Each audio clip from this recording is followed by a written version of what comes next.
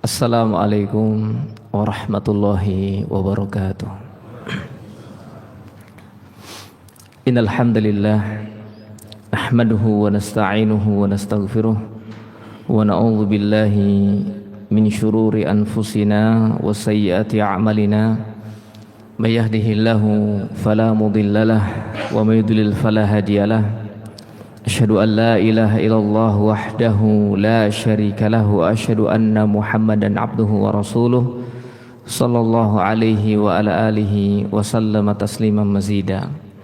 Qala rabbuna jalla fi'ula wa 'azuma fi alis sama. Ya ayyuhalladzina amanu taqullaha haqqa tuqatih wa la tamutunna illa wa antum muslimun. Ya ayyuhan nasu taqu rabbakumul ladzi khalaqakum min nafsin wahidah wa khalaqa minha zawjaha wa batha minhuma rijalan katsiran wa nisaa'a wattaqullaha alladzi tasaaluna bihi wal arham innallaha kana 'alaikum raqiba. Wa qala ya ayyuhalladzina amanu taqullaha wa qulu qawlan sadida yuslih lakum a'malakum wa yaghfir lakum dhunubakum wa may yuti'illaha wa rasulahu faqad faza fawzan 'azima. Amma ba'd, fa inna asdaqal hadithi kalamullah wa ahsanal huda hudan nabi sallallahu alaihi wa ala alihi wasallam wa syarrul umuri muhdatsatuha fa inna kulla muhdatsatin bid'ah wa kulla bid'atin dhalalah wa kulla dhalalatin finnar. Ikhwani wa ahibai rahimani wa rahimakumullah, jamaah salat subuh Mushola Al-Muhajirin rahimani wa rahimakumullah. Tentunya kita bersyukur kepada Allah Subhanahu wa taala atas apapun yang Allah Subhanahu wa taala berikan untuk kita, terutama yang memang telah kita butuhkan. Adapun yang kita inginkan itu bonus dari Allah Subhanahu wa taala. Maka rasa syukur itu telah diajarkan oleh baginda Nabi yang mulia sallallahu alaihi wa alihi wasallam apabila sesuai dengan rencana dan angan-angan kita, maka ucapkanlah zikir alhamdulillahilladzi bi ni'matihi tatimmus sholihat.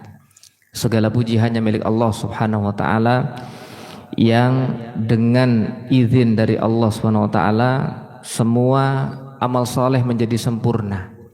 Kita merencanakan kebaikan, kita punya angan-angan, kita punya beberapa agenda bermanfaat, maslahat untuk dunia kita, lebih-lebih akhirat kita. Lalu Allah memberikan taufik sama, menakdirkan itu untuk kita, maka sempurna. Dan apabila sesuatu itu belum sesuai dengan apa yang kita angankan, belum sesuai dengan apa yang kita agendakan, maka baginda Nabi yang mulia SAW tetap memberikan tuntunan untuk memuji Allah. Alhamdulillah ala kulli halin. Segala puji hanya milik Allah apapun keadaannya.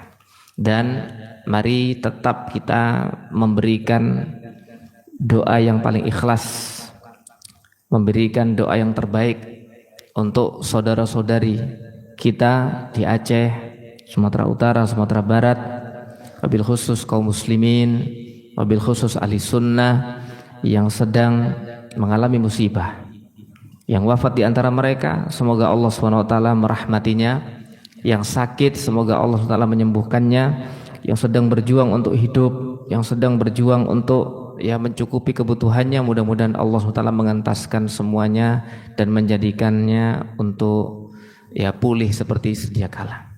Karena di masa-masa seperti itulah, di saat-saat seperti itulah, setidaknya dua kenikmatan itu menjadi sesuatu yang sangat berharga, yaitu kesehatan dan waktu luang. Waktu luang. Musibah datang, maka setidaknya dua ini akan hilang. Kesehatan dan waktu luang. Ketika seorang diberikan kesehatan, banyak angan-angan melaksanakan amal soleh ini dan itu, maka segera laksanakan angan-angan itu sebelum nanti datangnya sakit. Nabi Muhammad SAW telah mengingatkan kepada kita, iqtadim khamsan qabla khamsin. Segera upayakan yang 5 sebelum datang yang 5. Di antaranya adalah sihatika qabla maradika. Ya, kesehatanmu sebelum waktu sakitmu. Kemudian faraghika qabla syughlika, waktu luangmu sebelum waktu sempitmu.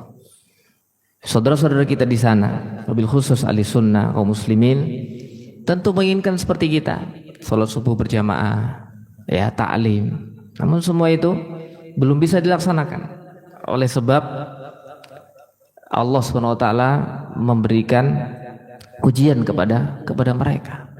Dan musibah itu ketika datang, maka orang yang baik dan tidak baik semua terkena.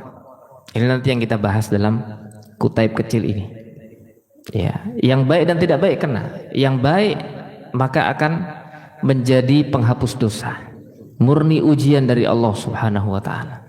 Dan yang tidak baik maka menjadi azab yang disegerakan, yang dengannya kalau dia bertauhid maka Allah Subhanahu wa taala meringankan nanti balasan di akhirat.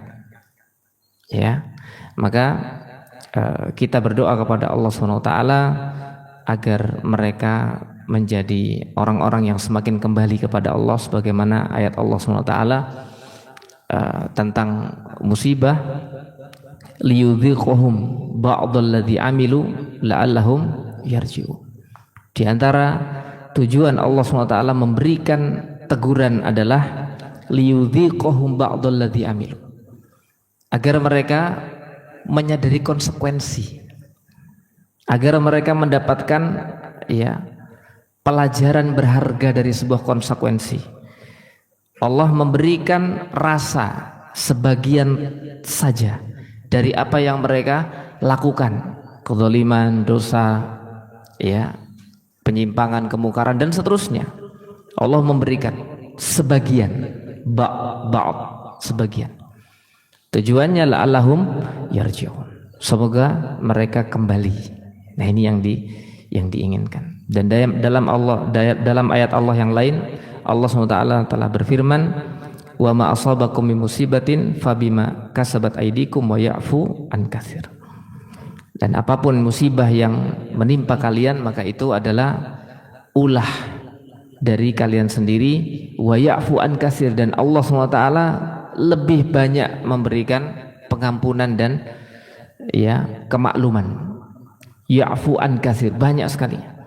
Kalau kita tidak menjadi umat Nabi Muhammad SAW, tidak menjadi umat akhir zaman, yang dikatakan umat akhir zaman itu marhumin, dicintai, disayangi oleh Allah Subhanahu wa taala, maka setiap dosa langsung dibalas. Ya, zaman dahulu sebelum umat Nabi Muhammad SAW, sebelum Nabi Muhammad SAW diutus, maka dosa-dosa Bani Israel itu tertulis di depan rumahnya. Ya, tertulis di depan rumahnya, daftar dosa. Ya, bayangkan kalau itu masih berlaku. Alangkah bagaimana sikap kita? Mungkin tidak ada yang mau berteman sama kita. Ya, maka Allah SWT tutup. Ya, umat akhir zaman itu marhumin, dicintai oleh Allah Subhanahu wa taala. Ikhwani fillah azanallahu wa iyyakum, pembahasan kita pada pagi hari ini adalah tentang kemungkaran. Dalam Islam, amar ma'ruf didahulukan dari nahi mungkar. Lalu kita kenapa membahas kemungkaran? Karena yang membahas amar ma'ruf sudah banyak. Betapa banyak yang mengajak kepada tauhid. Dan memang ciri khas dakwah Islam demikian. Banyak yang mengajak kembali kepada sunnah Nabi Muhammad SAW. Demikianlah dakwah para nabi. Banyak mengajak kepada ketaatan, menjaga sholat, menunaikan zakat, mengajak untuk menyempurnakan rukun Islam, mengajak untuk bagaimana menjaga kerukunan dan seterusnya. Maka sebagaimana kita ketahui dalam hal duniawi saja, pengobatan misalnya, maka tidak cukup hanya makan makanan yang sehat, olahraga, tapi harus dilengkapi dengan berhati-hati terhadap yang menyelisihi. Ya, rajinlah olahraga dan hindari demikian dan demikian. Makanlah yang sehat, hindari makanan yang begini. Maka inilah perlunya ada pembahasan tentang nahi mungkar, pembahasan tentang kemungkaran. Penulis di sini Syekh Al-Ba'dani, Ibnu Hizam Al-Ba'dani, menuliskan kutip kecil yang nanti panjenengan bisa cari ya di internet atau saya kirimkan kitabnya. Ini mufid, sangat bermanfaat. Kalau dibahas semua jadi daurah 3 hari, mungkin gitu ya. Karena ada 30 poin. Ya, tapi nggak apa-apa, kita akan bahas secara singkat. Nanti pendalamannya panjenengan bisa membahas dengan asatidzah yang lain.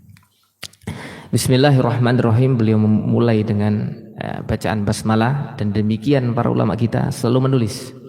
Ya, selalu menulis. Di antara alasannya adalah bertabarruk.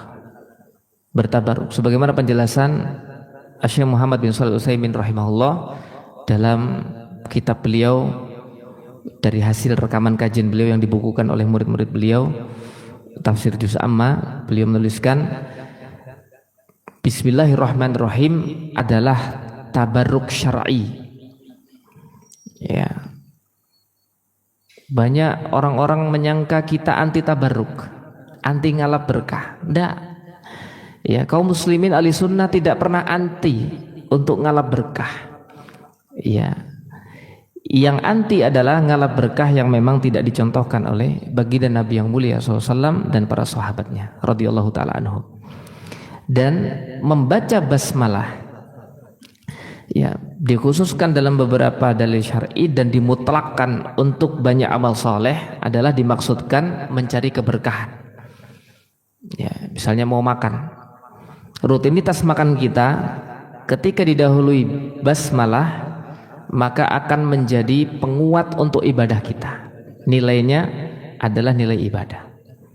Ya, mau apa saja termasuk menyisir rambut dan seterusnya. Hal-hal yang sepele.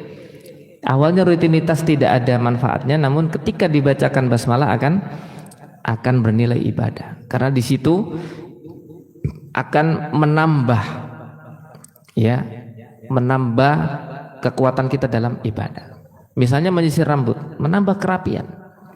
Ya, sebagaimana sabda Nabi alaihi wasallam, khudzu zinatakum ya fi sholatikum au kama qala Nabi sallallahu alaihi wasallam. Ya, artinya berhiaslah ketika mau ke masjid, mau sholat. Masa kita mau menemui tamu saja berhias? Ya, bagaimana kemudian mau bertemu dengan Allah Subhanahu wa taala? Ya, maka berhias. Maka ini juga diantara PR kita untuk keponakan, ya, anak keturunan, ya, adik dan seterusnya, bahkan sebaya mungkin dari yang belum memahami tentang hal ini. Tuh, emangnya enggak sah sholat pakai kaos misalnya? Sah selama menutup aurat, tapi cobalah ya, di dalam hal duniawi saja kita ini ada namanya boleh dan ada namanya patut. Patut itu di atas boleh, patut atau tidak. Kita ke masjid pakai kaos, apalagi tulisan di belakangnya ojo diwojo, itu kan bingung ya. Ini mengganggu konsentrasi jamaah yang belakangnya. Apalagi mungkin kaosnya ngapret ya. Ketika kita ruku atau sujud maka tersingkap belakangnya, maka ini PR. Kalau sudah seperti itu batal sholatnya sebetulnya. Kenapa? Karena aurat terbuka. Begitu juga pakai baju yang tipis-tipis atau membentuk badan. Bajunya tebal tapi membentuk badan, celana pensil misalnya. Maka sebetulnya tidak pas. Ya, tidak boleh. Namun dakwah itu bertahap. Maka bismillahirrahmanirrahim beliau memulai al-muqaddimah. Beliau memuji Allah SWT sebagaimana diucapkan oleh banyak para ulama kita, membaca khutbatul hajah boleh ya, atau yang lain. Apakah kemudian muqaddimah, nasihat atau muhadharah itu pasti khutbatul hajah? Tidak.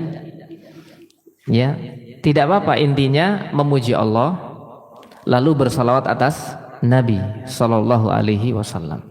Jadi tidak mesti innalhamdulillah. Kalau panjenengan mendengar nasihat diawali selain innalhamdulillah namun isinya benar, ya memang nasihatnya benar.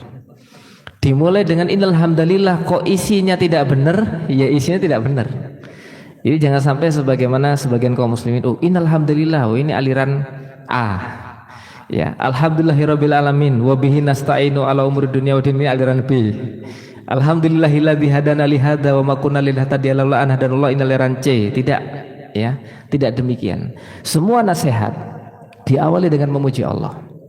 lalu bersalawat atas Nabi SAW dan diberikan pembacaan Al-Quran atau hadis. Demikianlah yang diajarkan oleh para ulama kita. Amma ba'du, setelah itu, fa innallaha azza wa jalla ba'atha nabiyahu Muhammadan sallallahu alaihi wasallam bil huda wa dinil haq. Sesungguhnya Allah Subhanahu wa taala telah mengutus Nabi Muhammad SAW dengan petunjuk dan agama yang paling benar. Liyudhhirahu 'ala dini kullihi wa ma mata alaihi salatu wassalam hatta akmalallahu bihi din. Dan tidaklah Nabi Muhammad SAW wafat melainkan Allah SWT sudah takdirkan agama ini sempurna, lengkap. Kita telah banyak mendengar dari nasihat asatidah, ya, surat Al-Maidah, ya, yang menjadi bukti bahwa lengkapnya agama ini telah sempurna. Berarti kalau ada tambahan, ya, tambahan yang tidak ada pada zaman Nabi Muhammad SAW wafat. Kalau ada pengurangan, juga pengurangan yang tidak dilakukan dan tidak diridhoi oleh Nabi Muhammad SAW. Ya, semuanya kalau sudah tertutup kenabian, maka yang diambil yaitu, jangan yang lain. Wa atamma bihi ni'matahu 'alal alamin. Dan Allah SWT telah menyempurnakan kenikmatannya pada seluruh alam. Ala wa inna falahal ummati wa karamatiha wa karamataha wa izzataha fi tahqiqi dinillahi azza wa jalla. Ini penting, ya. Ini jadi kunci dakwah para nabi. Kunci siapapun yang ingin sukses dalam dakwahnya, tidak hanya di meja kajian, tidak hanya di mimbar Jumat, tidak hanya di buletin dan majalah. Panjenengan sebagai ayah kepengen sukses dakwah kepada anak istri, panjenengan sebagai, ya, orang yang dipandang di lingkungan. Kenapa dipandang? Mungkin sering sholat jamaah, ya, dianggap, ya, berpengaruh dan seterusnya. Kepingin betul-betul masyarakatnya baik, maka perhatikan ini. Falahal ummati wa karamataha wa izzataha fi tahqiqi dinillahi azza wa jalla.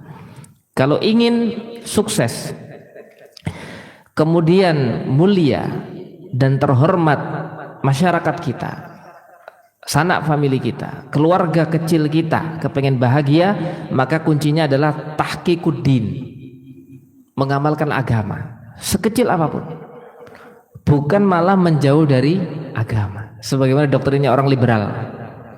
Ya, kenapa kamu nggak maju-maju? Karena kamu terlalu gedu, terlalu serius, terlalu mendalami.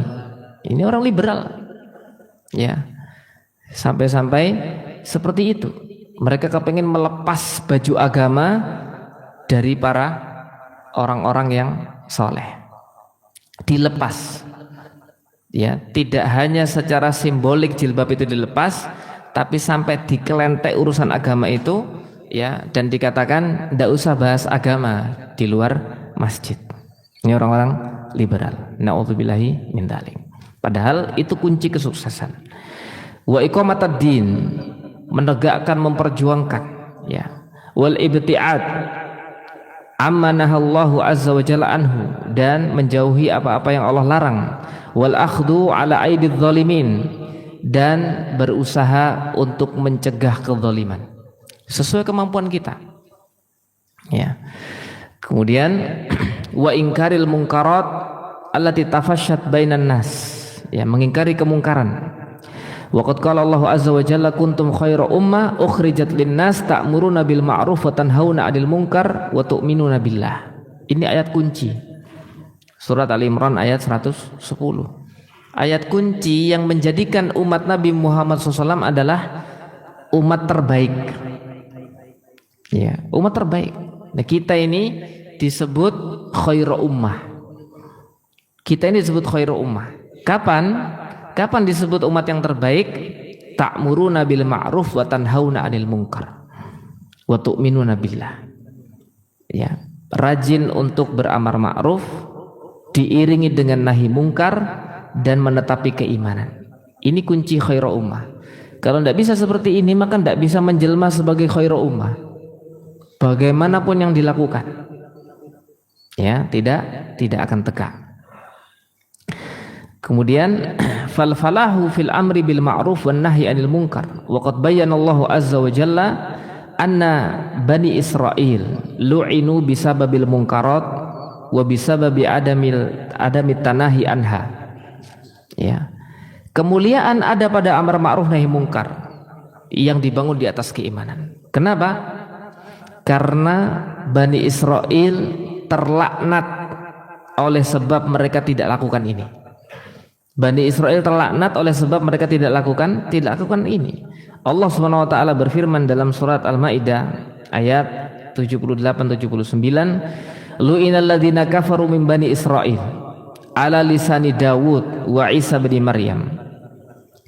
Allah melaknat ya orang-orang kafir dari kalangan Bani Israel dengan lisan Nabi Daud dan Nabi Isa. Kenapa? Dzalika bima asau, karena mereka rajin bermaksiat. Wa kanu ya'tadun, berlebih-lebihan dan menjadikan itu biasa, dinormalisasi kemaksiatannya, bahkan mungkin dicepai alat hukumnya, ya. Bahkan mungkin kemudian bagaimana dihias supaya kemungkaran dan maksiat itu terlihat baik-baik saja. Kanu la yatanahawna an munkarin fa'alu. Mereka tidak pernah mengingkari kemungkaran sama sekali, bahkan melakukannya. Yang dilarang malah dia lakukan. Contoh nyata yang dalam Al-Quran gimana? Masalah mancing atau cari ikan, kan dilarang mereka. Ya, dilarang mancing di hari Sabtu. Gimana caranya mereka ngakalinya? Masang di hari Jumat.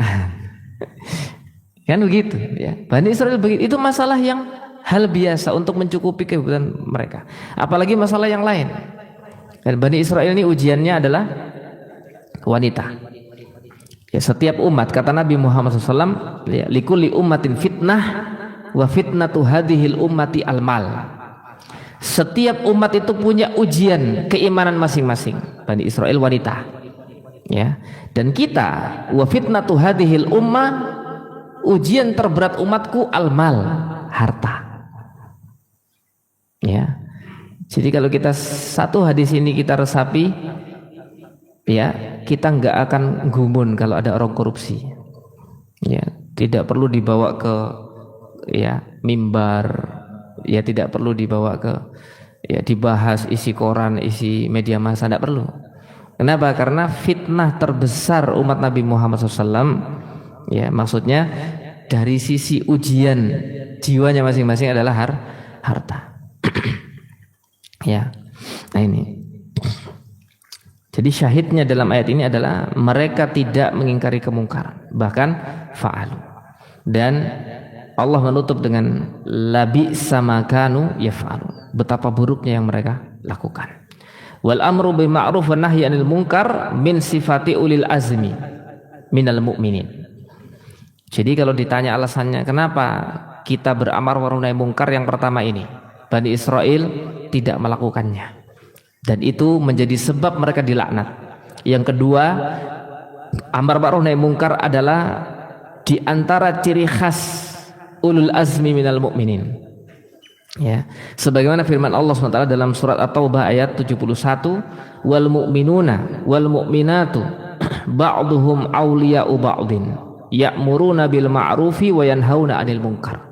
Ya, orang-orang mukmin dari kalangan laki-laki dan dari kalangan perempuan, ba'duhum awliya'u ba'din, satu sama lain menopang, saling mencintai, saling mendukung. Ya, bagaimana bentuk saling mendukungnya mereka? Ya'muruna bil ma'ruf wa yanhauna 'anil munkar. Ya. Beramar ma'ruf nahi munkar. Jadi kaum muslimin itu bisa erat hubungannya, bisa bersatu, bisa menjadi ukhuwah yang kuat, amar ma'ruf nahi munkar. Kalau hanya amar ma'ruf saja, terus kita nggak usah bahas yang ikhtilaf, nanti bikin ribut. Kita nggak usah bahas ya bid'ah, kita nggak usah bahas ya hal-hal yang lain, nggak usah menyinggung-menyinggung, nanti bikin nggak bersatu. Keliru. Justru dibahasnya bagaimana? Ilmiah. Ilmiah itu bagaimana? Bukan tendensius membahas jati diri pelaku. Yang dibahas adalah sifatnya. Coba bayangkan sebagian dari kaum muslimin yang mungkin belum memahami tentang dakwah tauhid. Ketika mendengar ya, ini perbuatan syirik, ini menyekutukan Allah Subhanahu wa taala, ini berbahaya, ini begini. Mereka menganggap bahwa sang dai atau sang ustadz ini sedang mensyirik-syirikan, sedang mengkafir-kafirkan. Tidak. Ini penjelasan. Berbeda dengan misalnya tunjuk hidung. Wah, fulan ini musyrik, fulan ini kafir, fulan ini pelaku maksiat, fulan ini mujrim, ya, fulan ini begini, fulan. Ini baru membahas orang. Dalam agama kita dibahas semuanya. Hukum tidak ada ditutup-tutupi. Karena kitmanul ilmi itu bahaya. Ya, berkhianat, menutupi kebenaran, menutupi ilmu dari umat itu berbahaya, apalagi waktul hajah, apalagi sangat dibutuhkan. Nggak boleh. Makanya lihat para ulama kita, sekalipun dalam kondisi ada musibah besar, ketika beliau-beliau datang ke tempat terjadinya bencana, bagaimana? Tetap diingatkan kembali kepada Allah. Tetap diingatkan bahwa terjadinya bencana itu kalau direnungkan lagi oleh sebab tangan ulah manusia. Kalau dipikir hanya perasaan tidak dengan wahyu, bagaimana? Wis ketundung, sudah sakit, sudah kena musibah kok disalah-salah, no. Begitu kalau pikir dari perasaan. Tapi kalau dipikir dari keimanan dan wahyu, tidak. Ya. Ya, apalagi kalau dipikir perasaan, nanti akhirnya mereka yang jahat kok kita yang jadi korbannya loh. Sekarang kalau mau merenungkan, apakah murni semua musibah ketika menyapu semua yang baik dan yang tidak baik kena, apakah murni kemudian itu hanya oleh sebab dosa orang yang tidak baik? Bisa jadi orang baik juga pernah berbuat dosa. Nabi Muhammad SAW sendiri yang mengatakan, ya, kullu bani Adam khata'. Saya kira tidak ada orang berakal di antara kaum muslimin yang menyatakan dirinya bebas dari dosa. Tidak ada. Maka kalau dilihat dari kacamata keimanan, orang kena musibah tidak akan pernah menolak dinasihati bahwa ini adalah teguran dari Allah Subhanahu wa taala. Kayak gitu ya. Ini adalah teguran dari Allah Subhanahu wa taala karena buah dari dosa kita. Dahulu kaum muslimin rahimani wa rahimakumullah, orang-orang soleh di masa lalu, sayangnya tidak di masa sekarang. Kenapa? Karena semakin beraneka ragam dosa itu. Orang soleh di masa lalu, ketika ada barang jatuh dari hewan tunggangan, atau tiba-tiba dirinya sendiri jatuh, atau tiba-tiba sendal atau alas kakinya putus, maka beliau merenungi dan akhirnya nemu ini dari dosa beberapa hari yang lalu. Tiba-tiba anak istrinya nggak manut, langsung merenung ini dosa dari waktu ini waktu itu. Kenapa mereka bisa mengingat? Jarang berbuat dosa. Nah, kita ini susah ya. Sendal pedot dosa sing di, ya, bingung ya. Mungkin dosa yang baru aja, mungkin setahun yang lalu, mungkin yang mana, nggak tahu. Ya, kesandung, ya, rantai los, bingung ya. Dompet hilang, ya, apalagi motor hilang ya. Nah ini. Jadi kenapa akhir zaman itu sulit melaksanakan ini? Seakan ini kisah dongeng yang indah gitu ya. Ini terjadi di masa para ulama kita. Bukan dongeng, karena mereka selalu menjaga, menegakkan agama, mengamalkan agama, amar ma'ruf nahi mungkarnya jalan. Maka mereka ingat dosa apa saya. Nah kalau kita sekarang, waduh, apalagi sebagian kaum muslimin ketika diingatkan nasihat jawabannya, ayo dosa apa aku? Ya, ini terkadang ketika Allah Ta'ala memberikan teguran, ya, ego kita muncul dulu. Kenapa aku nggak dia? Dosa apa aku sehingga aku diuji seperti ini? Loh, masih nanya dosa apa aku? Ya, jangan. Ya. Jangan nanya seperti itu, apalagi mendebat Allah SWT. Dosa apa aku ya Allah? Jangan. Dosa kita itu banyak, terlampau banyak. Wa ya'fu an katsir. Ingat tadi. Ya, Allah memberikan kemakluman yang banyak. Ya, coba kalau kita nggak dikasih kemakluman sama Allah SWT, masya Allah, betapa mengerikannya hidup kita. Itu tadi yang kedua, ya. Kemudian yang berikutnya,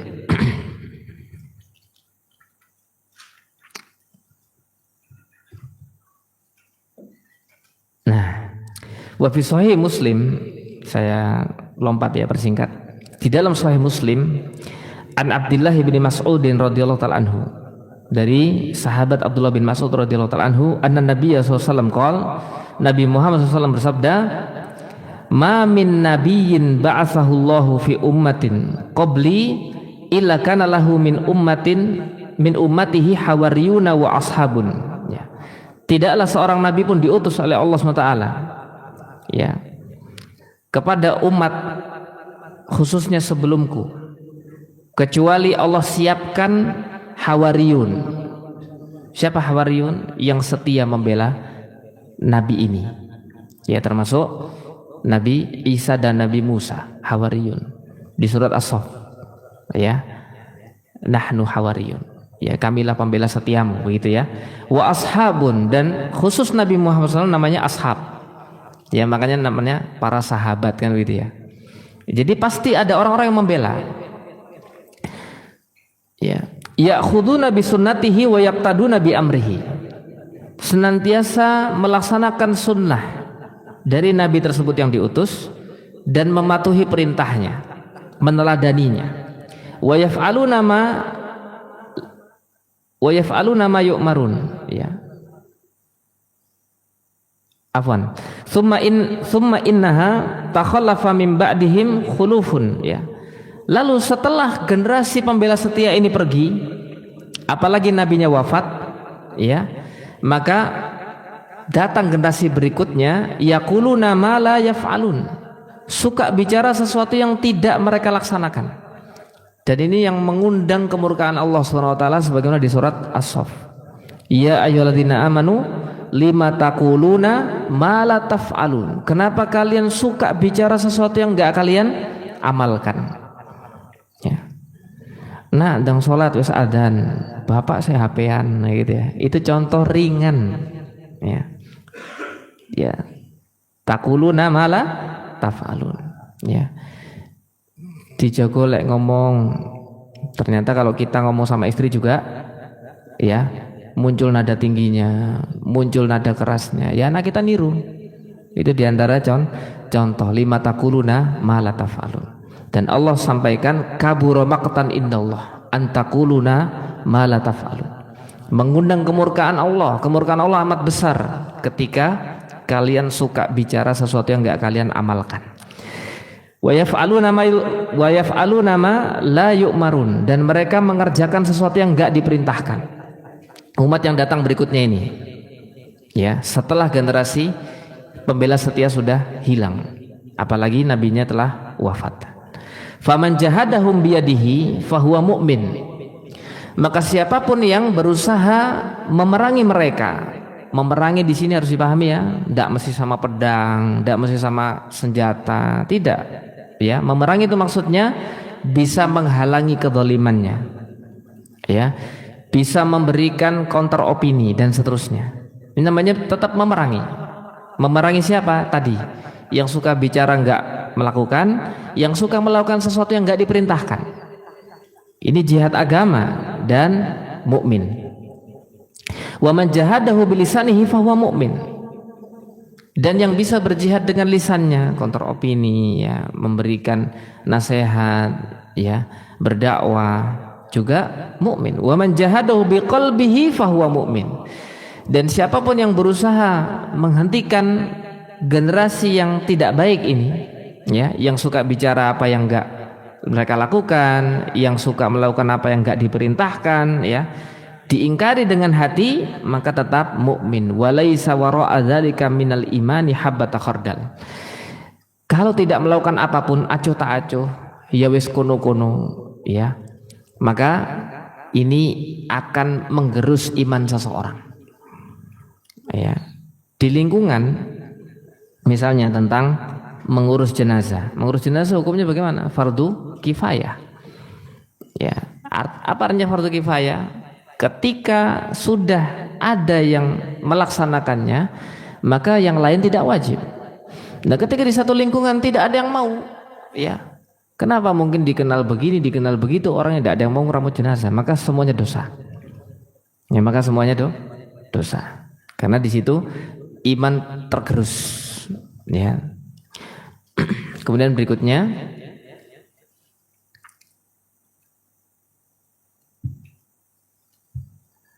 langsung kepada poin ya, tentang kemungkaran yang terjadi di masyarakat kita yang dianggap biasa.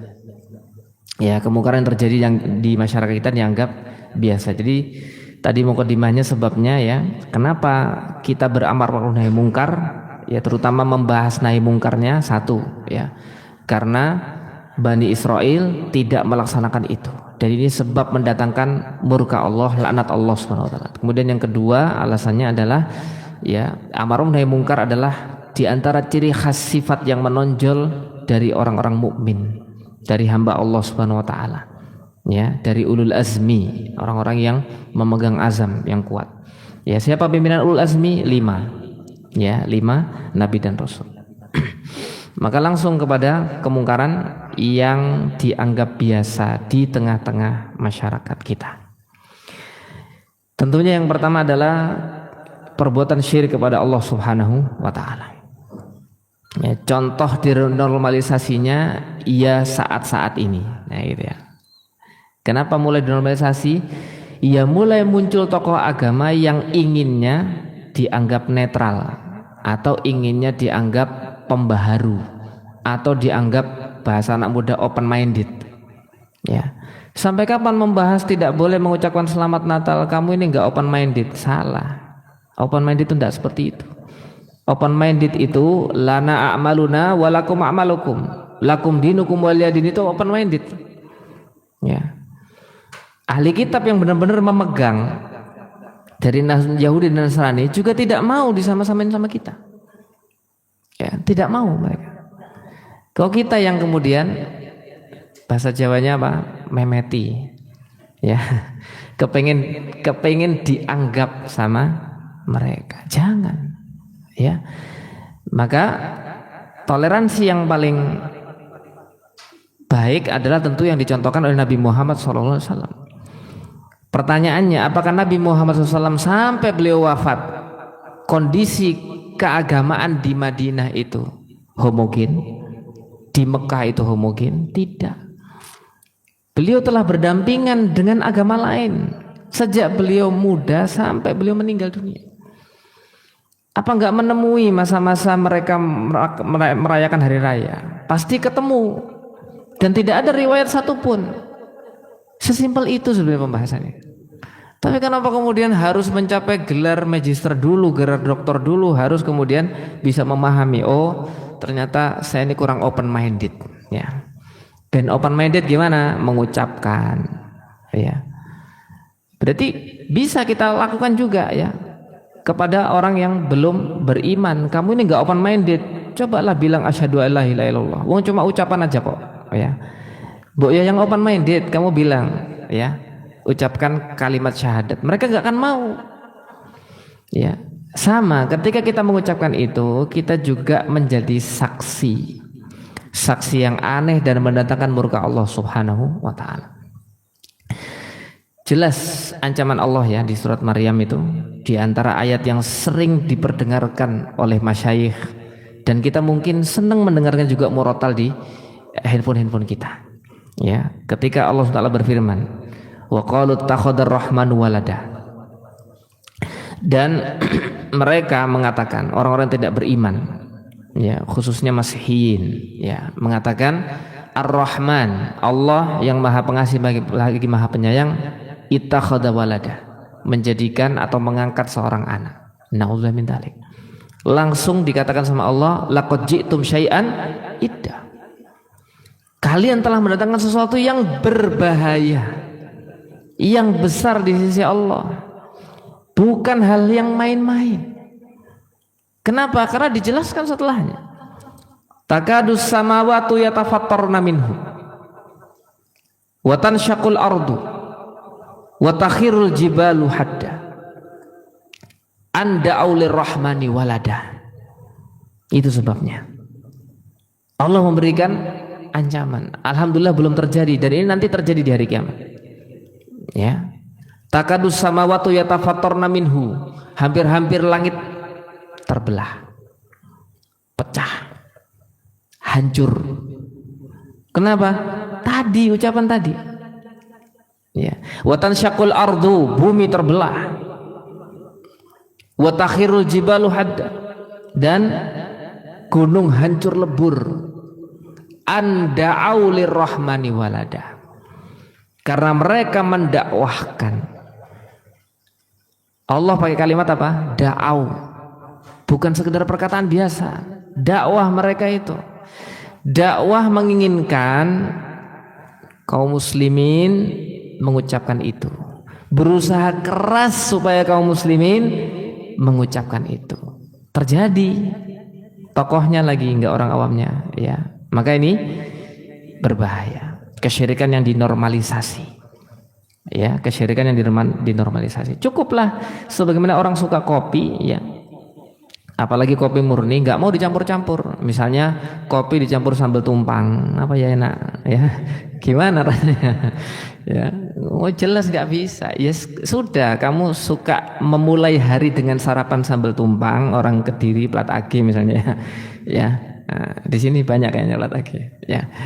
Yang kamu memulai hari sama ngopi, belum ngapa-ngapain, pokoknya ngopi dulu, ya sudah. Itu tuh toleransi. Bisa duduk satu meja ngobrol gayang, tidak ada masalah. Ya, bisa sama-sama membersihkan lingkungan supaya nggak banjir. Bisa sama-sama membenahi rumah yang rusak, perumahan wis nggak tahu yang punya siapa, ya izin kesepakatan RT RW dijadikan perpustakaan mini atau dijadikan tempat apa, ya. Nanti kalau yang punya minta lagi ya dikasihkan misalnya. Intinya hal-hal yang bersifat duniawi tidak ada masalah, ya. Kita menjaga keamanan mereka, mereka juga tidak mengusik kita. Lakum dinukum waliyadin, lana amaluna walakum amalukum. Amalan kita ya amalan kalian, dewe-dewe, sendiri-sendiri. Agamaku agamamu, sendiri-sendiri. Selesai. Ya, jadi jangan pernah, ya, kita terpengaruh seperti itu dan aku ini kok enggak open minded, ya. Ya. Tidak usah, ya. Open mind itu tidak seperti itu, dan itu yang mereka inginkan. Anda'u lirrahmani walada. Mereka itu berdakwah, ya, supaya diyakini bahwa Allah itu punya anak. Na'udzubillah min dzalik, ya. Dan bentuk-bentuk kesyirikan itu sangat banyak. Yang paling nyata adalah sujud, ruku, ya, tadzalul menghinakan diri, khudu, tabarruk, ta'zim kepada selain Allah, nadar menyembelih, ya, cinta, doa, istighatsah, isti'anah, dan seterusnya. Panjenengan baca kitab tauhid bisa dengan syarah yang ringkas Al-Qaul Mufid atau Fathul Majid yang sedikit agak tebal. Ya, hendaknya buku-buku ini ada di perpustakaan kita. Nah, gitu ya. Bukan untuk belajar mensyirik-syirikkan orang, tapi untuk mewaspadai diri kita sendiri. Ya, bahwa ini perbuatan yang mengancam tauhid, ini mengotori tauhid, ini akan memperkuat tauhid. Ini kita belajar. Kalau kitab tauhidnya sendiri tipis sekali, tapi nanti butuh pembahasan, butuh syarah. Saya tidak rekomendasikan yang buku tipis itu, tapi yang sudah ada penjelasannya. Al-Qaul Mufid bisa, Fathul Majid bisa. Dan alhamdulillah sudah banyak terjemahannya, jadi tidak ada halangan kita untuk membacanya. Kemudian berikutnya yang dinormalisasi.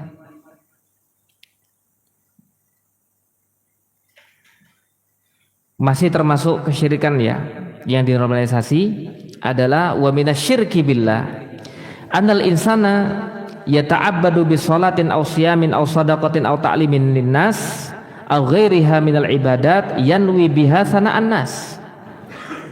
Ya, riya dan sum'ah itu termasuk mengikis tauhid, membuka pintu kesyirikan, masuknya bab syirkun niyah, ya, yaitu menyandingkan niat yang harusnya ikhlas karena Allah SWT, ada hal yang lain. Ada apa di situ? Ada pujian manusia. Ya, gimana caranya? Diperangi. Dan para ulama mengatakan tidak akan mencederai tauhid kita kalau kita memeranginya.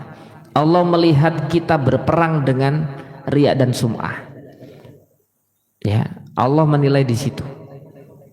Syekh Muhammad bin Shalih Al-Utsaimin pernah membahas riya dalam sholat. Ketika riya itu datang di awal atau di tengah atau bahkan di akhir, selama kita memeranginya maka sholat kita tidak cedera. Misalnya kita murid ya, terus tiba-tiba dalam shaf itu kita disanding sama guru kita, syekh misalnya dari Yordania atau dari Mekah ya. Tiba-tiba kita merasa sholat kita harus lebih khusyuk. Kenapa? Karena disanding sama orang mulia. Nah ini berarti ada pintu riya. Maka kita perangi. Ya. Atau dalam hal yang lain. Intinya kita ya akan bisa merasakan kenapa ini berubah ya. Kenapa ini berubah? Diperangi. Riya itu kepengen dilihat orang lain, sum'ah itu kepengen didengar orang lain. Kehebatannya pengen didengar ya, kekuatannya, kepiawaiannya, kecerdasannya ya, capaiannya ya, apalagi tentang capaian duniawi. Misalnya kalau kumpul Idul Fitri nanti ya, hindari obrolan berbangga-bangga tentang pencapaian duniawi ya. Anakmu kuliah nang ndi ya, mobilmu wis piro, tanahmu piro, asetmu piro. Hindari, obrolkan hal-hal yang ringan-ringan saja, karena bisa jadi saudara kita ya mendengarnya sedih, sebagiannya mungkin bangga dan nambahi bumbunya, akhirnya terjadi ghibah yang tidak karu-karuan ya. Maka hindari obrolan yang seperti itu, langsung simpangkan saja kepada hal-hal yang lain. Kemudian wa minasyirki billah an yuhlifa bi ghairillah, bersumpah atas nama selain Allah tidak boleh. Yang boleh disandarkan kepada Allah ya. Lafaz sumpah apa? Wawu ba ta, wallahi tallahi billahi, ini lafaz sumpah ya. Tidak boleh untuk selain Allah subhanahu wa ta'ala. Kalau disandarkan kepada Allah boleh. Misalnya wa rabbul ka'bah, demi Rob yang menguasai Ka'bah. Tapi kalau wal Ka'bah tidak boleh ya. Wa Rasulullah tidak boleh, sekalipun beliau orang yang paling mulia. Wa Jibril tidak boleh. Wallahi boleh ya. Makanya Nabi Muhammad SAW tidak mesti bersumpah dengan wallahi, tapi dengan lafaz yang lain, tapi yang diinginkan adalah Allah. Walladzi nafsi biyadihi, walladzi nafsu Muhammadin biyadihi, itu diantara lafaz dalam hadis ya. Demi jiwaku yang berada di tangannya ya, demi jiwa Nabi Muhammad yang berada di tangan, maksudnya Allah subhanahu wa ta'ala. Kemudian berikutnya wa minasyirki billah an yuqala ma sya'allah wa sya'a fulan, ini juga tidak boleh menyetarakan ya, atas kehendak Allah dan kehendak fulan tidak boleh. Tapi kalau wawunya diganti summa boleh. Misalnya kita mengatakan ya, alhamdulillah ya, karena izin dari Allah kemudian dipinjami sama fulan, saya bisa usaha ini. Tapi kalau dan tidak boleh, harus kemudian ya. Lafadznya summa itu baru boleh, kalau wawu tidak boleh. Laulallah wa anta tidak boleh ya. Ini semua karena, termasuk kalimat demi ya. Ya, demi Allah dan demi kamu tidak boleh. Kita sangat sayang sama istri, tapi nggak boleh bilang demi Allah dan demi kamu ya. Demi Allah ya, aku sayang dan akan berjuang untuk keluarga kita, itu boleh ya. Tapi kalau demi Allah dan demi kamu tidak boleh. Kemudian poin yang kedua, yang termasuk kemungkaran yang dianggap biasa adalah az-zahab ila sahara wal munajjimin wal arafin ya wal musya'wadhin, yaitu pergi kepada tukang sihir, tukang peramal ya, orang pinter dan sejenisnya. Di masa modern ini ya nggak mungkin pergi terang-terangan, tapi lewat apa? Aplikasi. Nah sekarang ini, kalau dulu zaman milenium pertama perubahan dari era 90-an ke 2000, ketik rek spasi ya gitu ya, itu model zaman dulu. Kalau sekarang kan aplikasi. Coba bagaimana virus kesyirikan itu bertransformasi di tangan orang-orang yang memang tidak takut kepada Allah. Transformasi sekarang kesyirikan tuh bisa dilakukan individu, nggak usah kasih tahu orang. Aplikasi ya, meramal nasib, ya jodohku gimana, ya garis tangan dan seterusnya. Maka orang bisa terjangkit penyakit syirik itu sendiri karena dia ngelamun dan scroll-scroll HP-nya, akhirnya tertarik dengan ucapan Fulan bin Alan. Oh bener kayaknya ya, katanya si Fulan itu nanti terjadi begini-begini. Nah, membenarkan tuh bahaya sekali, tidak boleh. Ya, datang saja itu sholat kita sudah tertolak. Apalagi membenarkan. Ini dihukumi sama dengan mendustakan Nabi Muhammad SAW. Na'udzubillah min dzalik. Kita persingkat sedikit ya. Kemudian yang ketiga yang dianggap biasa di tengah-tengah masyarakat kita adalah meninggalkan sholat. Ya, bahkan yang wajib. Dan alasannya biasanya sangat simpel. Bajuku kotor. Nah, sering enggak? Ya. Makanya sering saya sampaikan kepada teman-teman yang mungkin mau renov rumah ya atau mau benahin apa. Tidak ada halangan panjenengan untuk dari awal ngomong yang baik dengan Pak Tukang. Ya Pak, insya Allah kita deal. Saya minta tolong sama jenengan. Tapi waktunya sholat. Ya, oh anu Pak, saya kotor ini sarungnya, itu kamar mandinya. Langsung diajak. Kalau panjenengan sudah ngajak, panjenengan sudah melaksanakan kewajiban. Kalau panjenengan nggak ngajak sama sekali, wis pokoknya tukang sing penting beres, ya panjenengan yang, ya kan itu perjanjian. Perjanjian berarti sama-sama ridho dan panjenengan berarti, ya seperti menyetujui mereka kalau mereka tidak berbuat yang baik. Ya, kalau rokok sudah kita kasih tahu juga atau masih bebal, ya sudah. Sholat sudah kita ajak masih bebal, itu antara dirinya dengan Allah. Tapi kalau kita nggak pernah ngajak, kenapa? Karena orang Jawa itu sungkan.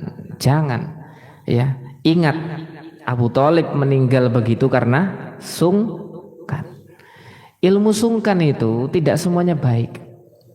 Ya ada sungkan yang baik, tapi tidak semua sungkan itu berakhir baik. Abu Thalib itu sungkan. Kenapa? Para ahli sejarah nulis Abu Thalib itu pernah bikin syair panjang yang mengakui keponakannya dan isi dakwahnya. Lalu diberi garis bawah, kalau bukan karena aku takut celaan dari kaumku, ya satu itu tok sebabnya. Sungkan. Maka kita jangan sungkan, tentunya dengan cara yang baik ya. Diajak ngobrol, diajak ngopi dulu ya. Perjanjian, pokoknya perjanjian sebelum kerja. Kalau sudah di tengah-tengah kerja jangan sampaikan, biasanya berat. Mending di awal. Ya terutama renov ya, kalau butuhnya berhari-hari kan seperti itu. Ya itu kamar mandinya, ini sarungnya, ini bajunya, jangan siapkan. Karena alasannya seperti itu biasa. Lambiku kotor ya. Jadi perlu diedukasi antara najis dan kotor. Ya berbeda, hukum fikihnya berbeda. Kalau cuman kena ya debu-debu ya tidak najis, kecuali debunya bercampur dengan kotoran kucing atau kotoran anjing ya lain lagi. Ya debu biasanya, atau kena ngecat, bajunya kotor tidak mau sholat. Ya, nah ini dinormalisasi. Ya bahkan ada orang yang sholatnya seminggu sekali, bahkan ada orang yang sholatnya setahun sekali. Ya.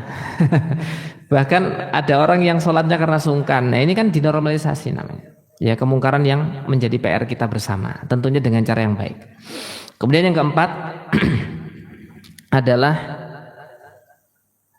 menormalisasi kebebasan tanpa batas. Bebas berpikir, bebas berpendapat. Ya. Bahkan mewadahi diskusinya. Ini juga hal yang ya mendatangkan murka Allah Subhanahu wa taala. Dengan alasan apa? Dengan alasan kita ini berdemokrasi, kita ini bermusyawarah, kita ini ya menghargai perbedaan pendapat. Ya. Ya, tidak dibenarkan ya. Hurriyatul ra'yi, hurriyatud diyanah, hurriyatul mu'taqadat, la haula wala quwwata illa billah. Ya. Kebebasan berpikir, pemikiran, kebebasan agama yang dimutlakkan, ya, bahkan atas nama toleransi kayak tadi dicampur-campur, ya. Kemudian hurriyatul mu'taqadat, keyakinan. Ya, kita bersyukur pemerintah kita belum mensahkan di KTP tulisan agama keyakinan, belum. Seingat saya belum, undang-undangnya belum disahkan. Tapi wacana-wacana itu terus digulirkan sama orang-orang yang tidak takut kepada Allah. Ya coba bayangkan kalau keyakinan terus piye. Yang penting yakin, ya. Yakin, yang diyakini apa? Ya, ini. Tapi buku pelajaran sudah ada. Ini bahayanya. Saya sudah cek, ya. Ada buku pelajaran agamanya budi pekerti dan keyakinan. Tok. Di situ nggak disebutkan agama A, agama B, enggak. Nah ini kan makanya PR kita berdakwah, ya. Kemudian yang berikutnya, yang kelima,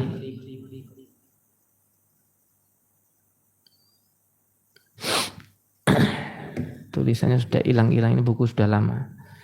Yang kelima, muwalatul kafirin, ya, menjadikan orang kafir, nah ini, sebagai kawan akrab, ya, sebagai sahabat sejati, wa munasaratihim, bahkan membantu dalam urusan agama mereka, ya.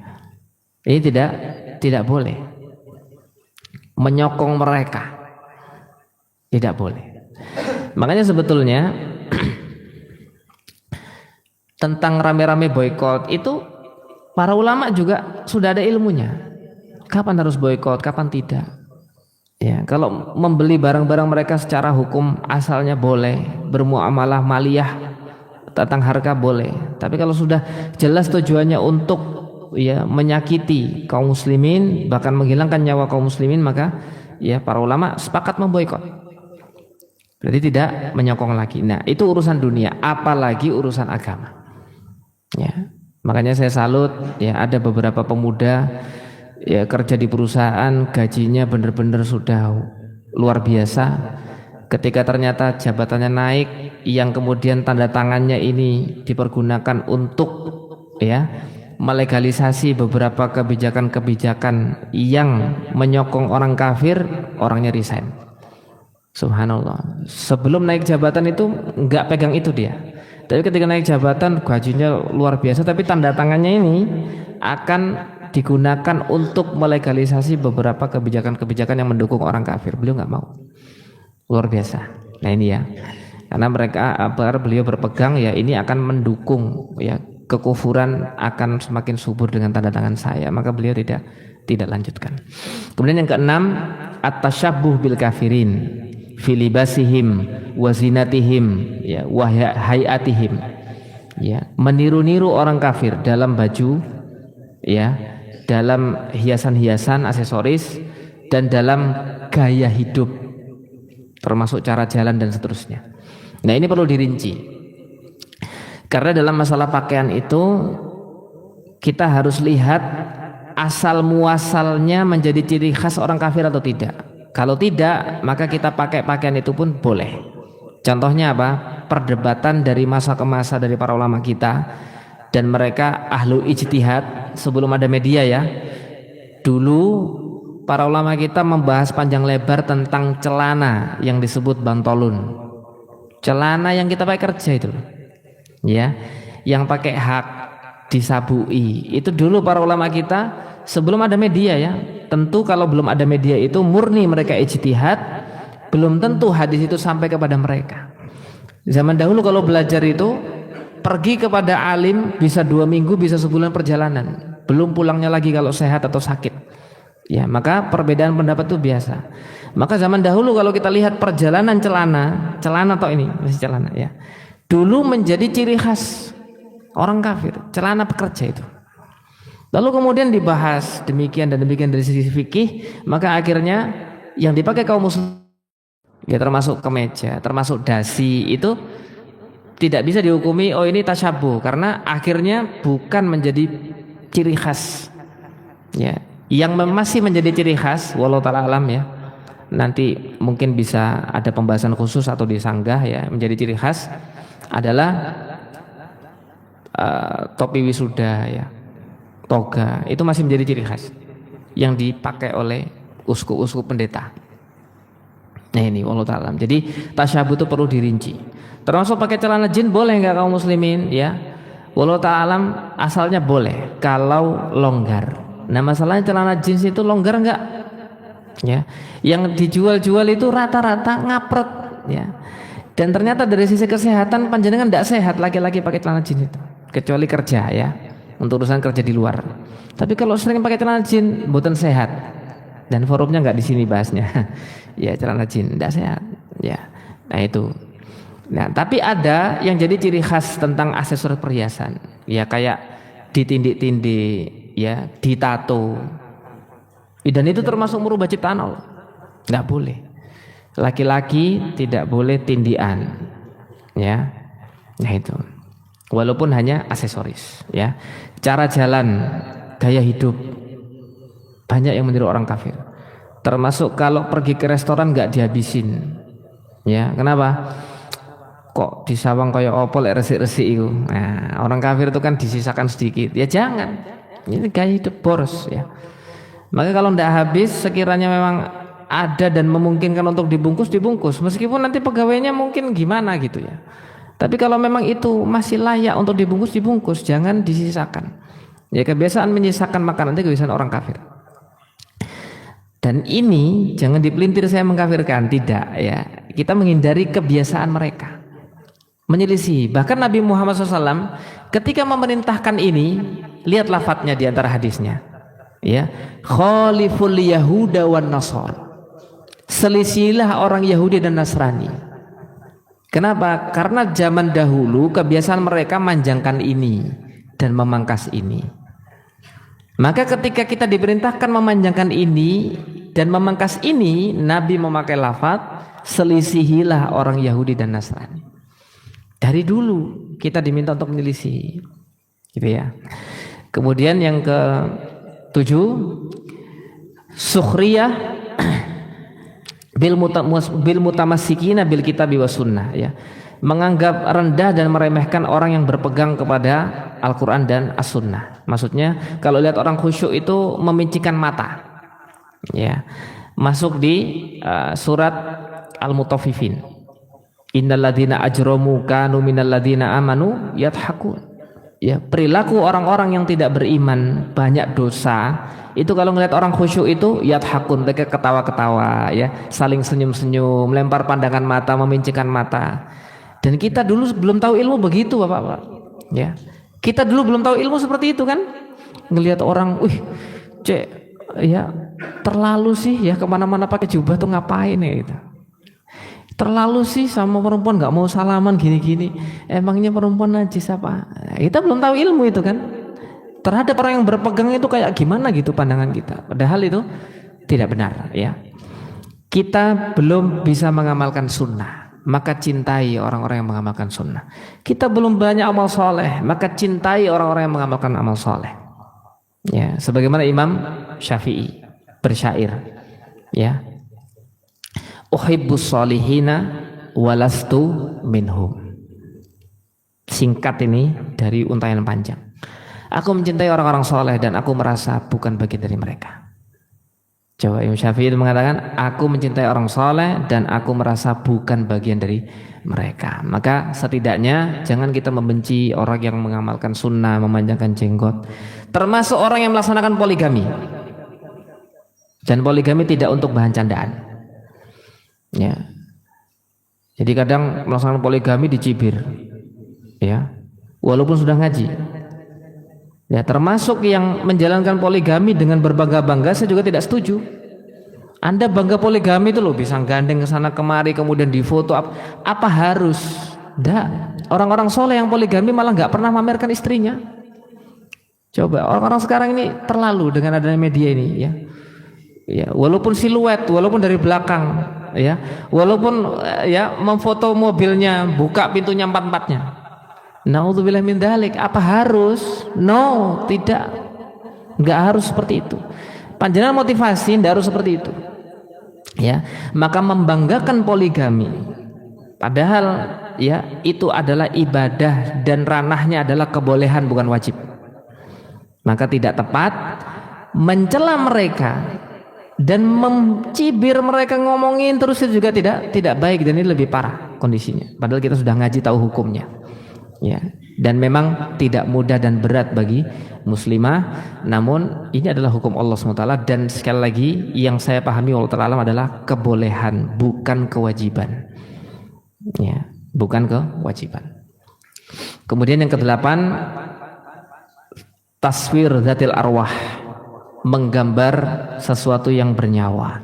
Dan para ulama memberi keringanan tentang tumbuhan. Walaupun secara ilmu biologi ya, tumbuhan itu ada nyawa, ada kehidupannya. Ya, tapi menggambar tumbuhan masih boleh, tapi hewan dan orang tidak.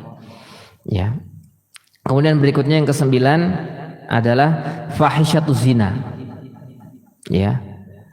Perzinahan, baik itu membuka pintunya apalagi sudah pelaksanaannya. Ini kemungkaran yang dinormalisasi. Ya, seperti tadi obrolan orang-orang yang tidak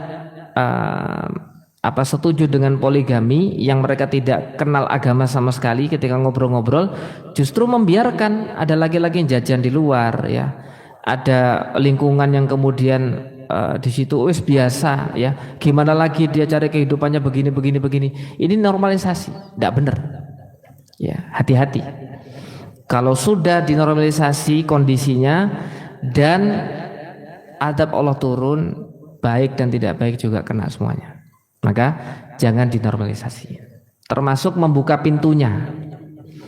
Ya Allah, anakku sudah 25 tahun, apa gak laku yo, gak ono wong lanang sing rene iki. Ya itu namanya normalisasi. Kalau jenengan niat menyarikan jodoh buat putri jenengan, taklim diantaranya. Ajak taklim, ngobrol-ngobrol, tanya kepada orang-orang yang kita anggap soleh, ya, kuat agamanya. Pak, kalau ada kenalan begini, putri saya siap menikah. Itu contoh. Bukan seperti itu. Apa gak payu yo, gak ono wong lanang rene iki nang anakku. Nah, ini namanya membuka pintu perzinahan. Ya. Termasuk menormalisasi chat dengan lawan jenis. Walaupun seorang ustadz. Hati-hati. Jangan, ya. Mosok sih, jangan mosok, ya. Manusia itu banyak bisikan. Jangan mosok. Bener walaupun ustadz. Ya.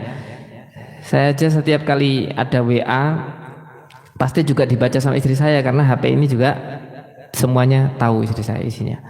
Ya. Ustadz jangan kepedean nggak ganteng, ya. Meskipun nggak ganteng. Ya gitu ya.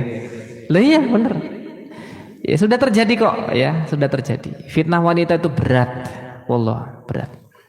Ya, meskipun fitnah terbesarnya Bani Israel, tapi kaum muslimin juga terfitnah dengan ini.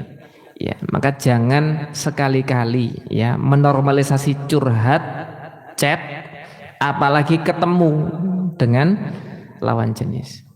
Ketemu keseringan walaupun di balik hijab. Jadi kita dulu remaja tahun 90-an, 2000-an tahulah, ya. Bagaimana ketika berorganisasi, ya, ngobrol di balik hijab, ya. Ini kan aja hijabnya, iya, tapi ngobrolnya berdua tok, ya sama aja, berkholwat, ya, tidak diperkenankan dan tidak dibenarkan. Terakhir 10 dalam pertemuan kita ini terakhir, ya. Yang ke-10 enggak lengkap ini. Yang ke-10 adalah ikhtilatur rajul bin nisa, ya, wa tabarrujun nisa, ini ya, berdandan berlebihan, kemudian ikhtilat, mengumbar pandangan, ini juga kemungkaran yang dianggap biasa, kecuali situasi yang diberi udzur. Gimana? Di angkutan umum kita bersyukur, ya, beberapa angkutan umum itu kan sudah menyadari ada khusus bangku wanita, ada khusus bangku laki-laki. Ini kita bersyukur, mereka akhirnya sadar bahwa pelecehan terjadi itu bukan karena, ya, adanya niat dari pelakunya. Baik Bang Nafi malah. Ya, mentang-mentang Nafi kok jadi Bang Nafi, enggak, ya. Jadi bukan hanya niat pelakunya, tapi adanya kesempatan. Ya, waspadalah gitu, ya. Sing ketawa berarti umurnya ketahuan. Ya. Nah, intinya begitu Bapak Ibu ya. Mereka tuh tahu ternyata kalau dibebaskan bebas tuh bahaya ya. Jangan dikira negara-negara maju itu oh mereka tuh maju berpendidikan ya. Padahal kasusnya tiap menit. Ya di Amerika itu penembakan, perampokan, pelecehan itu terjadi tiap menit. Ya petugas keamanan tuh saking pusingnya wis kadang-kadang enggak ngurusi. Ya, saking pusingnya. Jadi kalau kita membanggakan negeri-negeri kafir dengan yang tayangan di media itu salah. Mereka tuh lebih kelam karena nggak mengamalkan agama. Kita di Indonesia itu harus banyak bersyukur ya. Ya. Jadi ternyata sudah menyadari.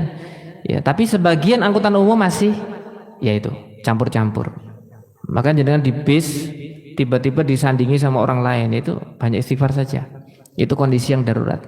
Atau belanja di pasar ya jadi belum mungkin kayaknya kalau belanja di pasar misalnya kita nyang-nyangan sama bakul ayam ya bakul ayam kan mungkin perempuan ya atau bakul apa namanya ikan gitu ya Bu saya beli ayamnya nggak bisa ya belum lazim gitu ya tapi kalau nasihat kalau kita laki-laki bisa ke pasar mending kita jangan istri kita.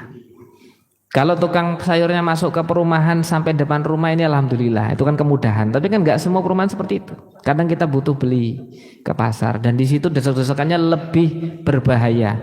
Ya, istri saya ke pasar tuh pernah dipanggil kelelawar, pernah. Ya, dipanggil gendruwo juga pernah ya. Jadi itu di Sidoarjo ya. Artinya kasihan istri kita ya. Mending kitanya laki-laki wis sat beli meskipun kalau laki-laki ya mungkin beli seledri ngono iso sak bongkot-bongkot ya. Kebanyakan maksudnya ya. Tapi kita kalau memang bisa dan sudah belajar ke pasar itu dirinci apa saja mending kita jangan istri kita. Ya. Enggak iso ngenyang nah itu. Ya, gampang kasihan nah, itu ya. Nah ini yang bisa disampaikan Bapak Ibu yang dirahmati Allah Subhanahu Wa Taala. Intinya adalah bagaimana kita menyadari bahwa kemungkaran itu ada, berarti PR kita masih banyak, ya. Dan tidak perlu ditambahi PR yang nggak perlu, membahas media, ya, membahas berkepanjangan politik yang nggak bersudahan, apalagi saling bermusuhan gara-gara itu tidak pas. Ya maka kita banyak membahas ilmu, kemudian kita berdakwah semaksimal kemampuan kita dengan cara yang terbaik yang kita miliki, dengan cara yang terbaik yang kita miliki, terutama menjaga anak istri. Para ulama menasihatkan ketika fitnah terjadi, musibah terjadi, kembalinya adalah masing-masing melindungi anak istrinya. Iya, semuanya kembali kepada pribadi masing-masing. Kullu nafsin bima kasabat rohina. Setiap jiwa itu menanggung apa yang mereka perbuat masing-masing. Jadi kita tidak menanggung urusan orang, tapi menanggung diri kita masing-masing. Nah, setelah kita berusaha itu, maka beriringan, paralel. Apalagi kita diberikan kuasa, misalnya sebagai ketua RT, ya diplomasi yang baik. Diplomasi yang baik. Jangan biarkan ada rumah kos-kosan tidak terdata dengan baik, keluar masuk lagi perempuan, itu bahaya. Ya. Ini yang bisa disampaikan pada kesempatan kali ini. Apabila ada kesalahan maka itu murni dari kebodohan saya. Contoh-contoh yang kurang relevan saya mohon maaf ya, candaan yang tidak baik maka itu juga sumbernya dari kebodohan diri saya. Dan ilmu dan kebenaran semuanya dari Allah SWT. Semoga kita diberikan taufik untuk bisa mengamalkannya. Mudah-mudahan poin-poin berikutnya sampai 30 panjenengan bisa bahas bersama asatidzah yang lain. Kita tutup dengan, atau ada pertanyaan biasanya? Ada pertanyaan atau ditutup biasanya? Ditutup aja nggih. Setelah sudah ngobrol sudah ditutup nanti bisa sambil ngobrol-ngobrol bisa kita bertanya. Alhamdulillahirabbil alamin. Subhanakallahumma bihamdik asyhadu an la ilaha illa anta astaghfiruka wa atubu ilaik. Assalamualaikum warahmatullahi wabarakatuh.